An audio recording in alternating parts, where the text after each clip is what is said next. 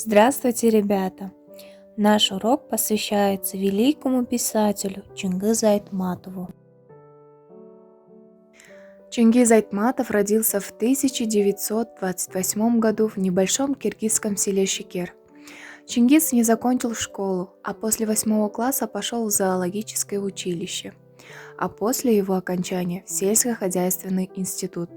Учась в институте, начал писать рассказы и публиковаться, но литературу еще не планировал делать своим призванием, и поэтому работать пошел по первой выбранной специальности – ветеринаром.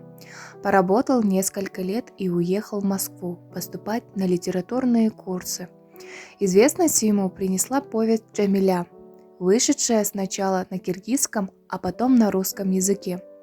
Эта повесть переведена на все основные мировые языки, и ее можно найти во всех книжных магазинах. После этого Чингиза Айтматова много стали печатать. По многим работам Айтматова были сняты фильмы. Экранизация «Белого парохода» Обошла несколько кинофестивалей. За свои произведения Айтматов неоднократно получал государственные премии как в СССР, так и в Киргизии, а все постсоветские романы, повести и рассказы издаются в Германии.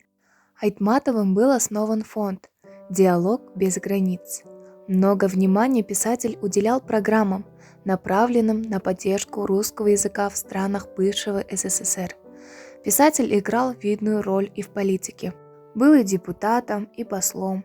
Чингиз Айтматов умер в 2008 году в Германии, где проходил лечение. Премии и звания Чингиза Айтматова. Ленинская премия, 1963 год, за повести «Степей и гор». Верблюжий глаз, первый учитель, Джамиля. Государственная премия СССР, 1968 год, за повесть «Прощай, Гульсары». 1966 год, Государственная премия СССР, 1977 год, за литературную основу художественного фильма «Белый пароход». Отрывок из художественного фильма «Белый пароход». У мальчика было две сказки.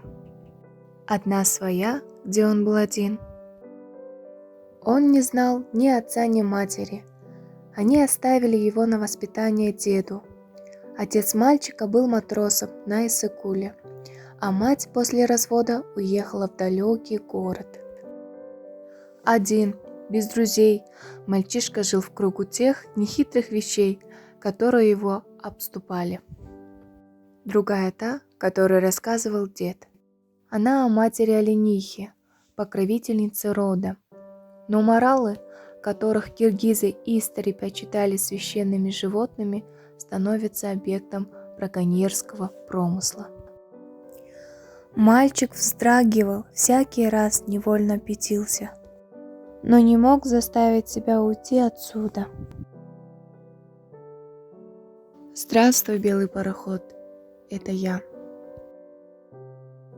10 июня 2008 года Чингиз Туракулович Айтматов умер. Его похоронили 14 июня в пригороде Бишкека, в Ата-Бейте, историко-мемориальном комплексе.